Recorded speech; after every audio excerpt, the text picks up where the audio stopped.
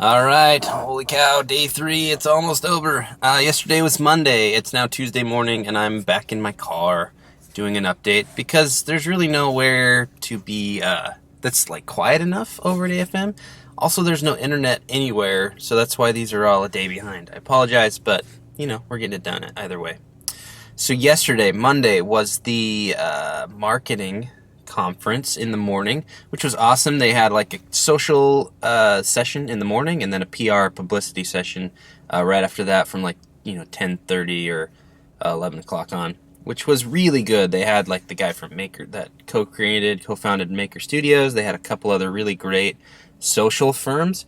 Key takeaways there were like a lot of these guys are starting 8 months out or a year out from when the movie's gonna be planned to be released, and that was a lot longer than I was thinking. I mean, we always thought about, yeah, we'll do behind the scenes, and yeah, we'll do weekly updates or blogs or whatever, but having a strategy and having it start that early on was a big thing. And then the publicity side, they really hammered in that you need a publicist.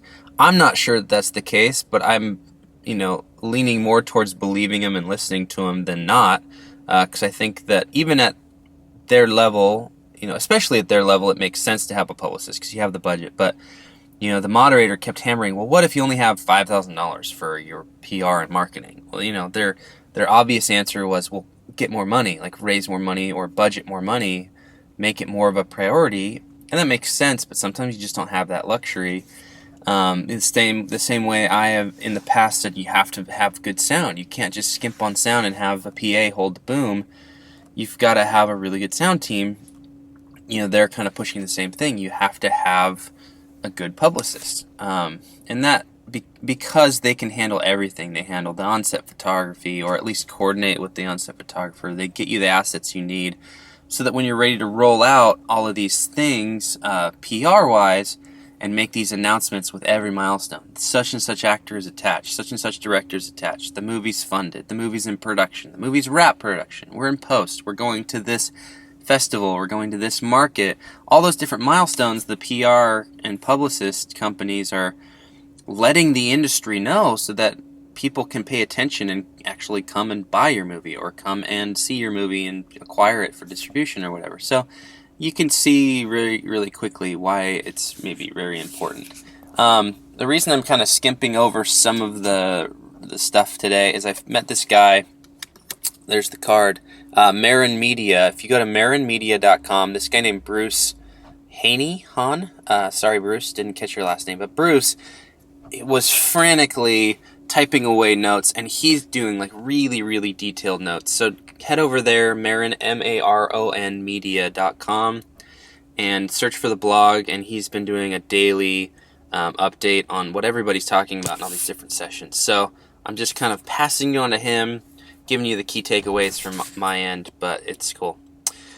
So a good thing happened this morning. I got an email back from one of the people I met with Sunday, 2 days ago, and they're interested in distributing one of our movies. So that feels kind of good. I mean, that's the whole reason you come down here, is to make these connections and meet people and hopefully, get a sales agent. And we kind of did. Oddly enough, it was for an old movie that we've done 6-7 years ago. And yeah, I told him about it because I was like, well, my movies, the movie I have here is like in pre-production, or not even that, it's in development. So there's no money, no cast, nothing's attached. People just aren't interested in coming in on that stage. But I was like, I watched his reel, and I watched all the stuff that he had at the market, and I'm like, this movie we have that we did years and years ago, where I was just a sound guy on it, but now I'm kind of, I produce at the company that produced it. It's like, I wonder if that's got any interest, because it's got Donny Osmond in it, and it's got some other cool stuff in it. So I was like, well, let's see. The guys ate it up, were really interested in distributing it for us foreign. So we'll see. We're going to move forward with that. We're going to sign some deals, and we're going to hopefully sell some territories and make some money off that thing that's 7 or 8 years old. It's so awesome. And I feel much more accomplished now having that under my belt here at my first AFM. found a sales agent and found an opportunity to go and make some sales. So that's really exciting. Lesson there is if you're coming on your first project and you're brand new and you haven't made it yet, you're going to have a hard time. There's not a lot of people who are looking for that. But, I'm here with 2 projects in various stages of development. And then I've got another movie that was done years ago. Plus we've got 4 scripts that we've written and 2 TV pilots, and we've done production for years. I think just saying all that brings some legitimacy to our offering and the conversation I'm having with these sales agents. So that helped a ton to be able to say, well, this movie maybe doesn't fit what you're looking for, but I have this one, and maybe that is what you're looking for. And there's nothing wrong with sending one film with one sales agent and another film with another sales agent, because this one may be really strong in documentary, and this one may be really strong in drama, and this one may be really strong in comedy or whatever it is. So we'll see. All right, so what else? The afternoon was the producers forum again. I was able to get in. Do not leave if you don't have a producers forum little P sticker on your badge. I went to try to go to the distributors conference over at the Lowe's. That was apparently invite only. You had to submit something weeks ago, and I never saw or read anything about that, so I was a little frustrated that wasn't more publicized. Either way, it's probably my fault. So I went in, tried to get in. She's like, no, I've got 3 pages of people that need to get into this thing, so you can't get in. There's no way in hell that's going to ever happen. Pardon my French. But it's just like, okay, fine, thanks. Would have been nice to know. So I went back to the producers forum to catch the second one, and had a heck of a time getting back in. Luckily, the woman that I left through her door, I said hi and chatted with her for a minute. She remembered me, and she was really nice and was like, oh, no, he was in here, and yeah, it's totally fine. Because I had to go through 4 layers of security. Apparently, people were threatening the head honcho down there at the producers forum. It got nasty, so they need to work that out a little bit better. I don't know how what the answer is, but it seems like there's some pain points there for people. Producers forum, though, the first person was a woman from Aitken and Gump, which is an attorney law firm. They do entertainment law. She talked about chain of title and protecting your rights. So it's talking about when you're going to acquire rights to something, the screenplay or the book that the screenplay may be based on, or any other sort of rights. As those pass along, the title or the ownership of that thing needs to be passed along so that the people have the right to exercise a license on it, so they can make a movie or turn it into a play or whatever it may be. It was all very high level stuff, and I think what people don't realize is, and it may be a frustration for the people that are there as part of the producers forum, is these are all people who have produced credits. That's what it takes to get into the producers forum. So a lot of the times the questions are from people who have never done this before and are brand new and haven't even spent any time on their own researching or learning how this industry works. And that's a real frustration for the people that are in the industry, because it's like, well, no, this isn't for you. This isn't 101. This is 201 or 301 level stuff, which I appreciate. I feel like I've spent 2 years figuring out how to be a producer and reading up about all the different things. So I kind of knew about chain to title and knew about optioning scripts and things like that. A lot of these people had no clue. She literally went through, here's 4 things that you need to learn about distribution. And I wrote down 1, 2, 3, 4, because she listed it that way in her presentation. And the first question after she finished was, can you maybe list, I'm a new producer, can you maybe give me 4 or 5 things that I need to pay attention to?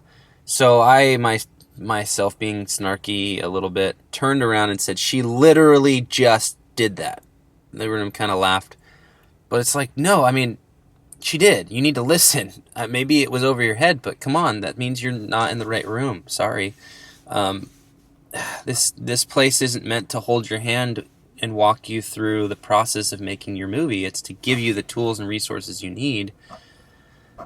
Anyway, I digress. The second guy that presented spoke about big idea, being a producer who's just a solo producer. You're not part of a production company. You're not producing your own stuff or anything, but you're going out and finding projects and finding stuff that you're going to acquire the rights to and then get produced.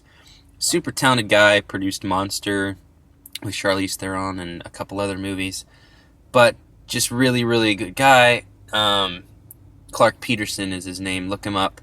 So his key takeaways were like, how do you cut through the noise and how do you find a big idea?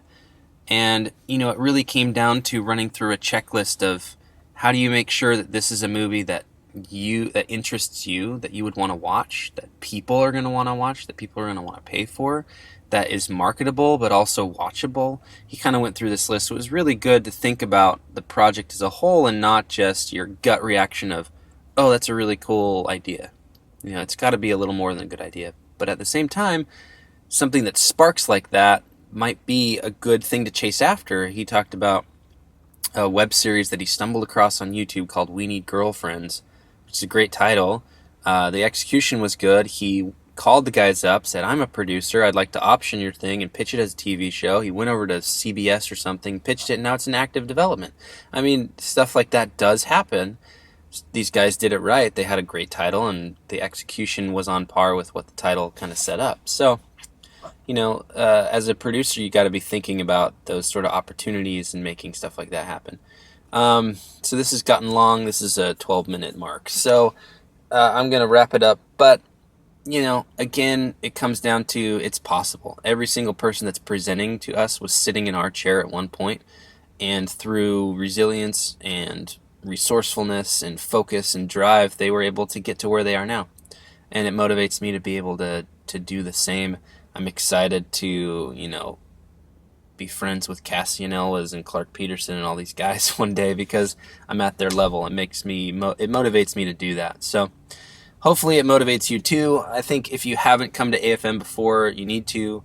It's really good opportunity. Thanks for watching. Thanks for the comments online. It motivates me to, take the extra 20 minutes a day to do these recaps. Hopefully they're valuable. And if you want to reach out, find me on Twitter, Darren, Darent Smith, or Telekinesis ENT, or Instagram Telekinesis ENT, or Facebook Telekinesis Entertainment, or just check out our website, telekinesisentertainment.com.